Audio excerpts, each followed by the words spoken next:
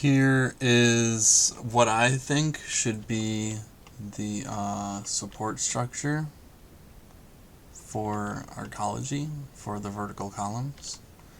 There is this here for thermal expansion, but I don't think this spring is really going to work. It's going to be too loose and unstable. So up here we just have these platforms that the trusses rest on.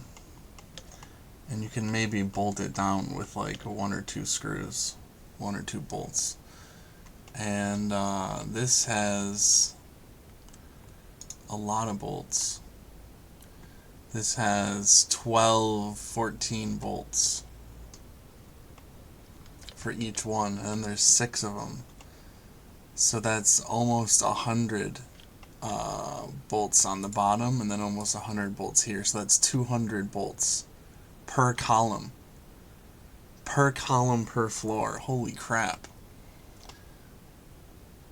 I think this is 1 inch thick. Right here, it could be 2 inches. We could make this 2 inches thick. Why not? It's not that much extra steel. So, yeah, double that up. And the bolts go in. So we would be drilling and then tapping all of these holes. And it would weaken all of these holes would slightly weaken the yield strength of this column.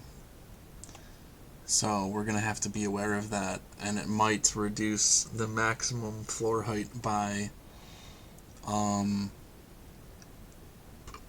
as much as like 10 or 20 floors, maybe 20 floors. Because these bolts, you have to drill a hole in the column and then put a bolt through it, and that's not as strong as just having the steel. So all of my previous calculations were with the no bolt holes, but if we're adding 100 bolt holes up here and 100 bolt holes down here, that's going to weaken the column. It's only the cross-sectional area, so it doesn't matter if we go vertically. But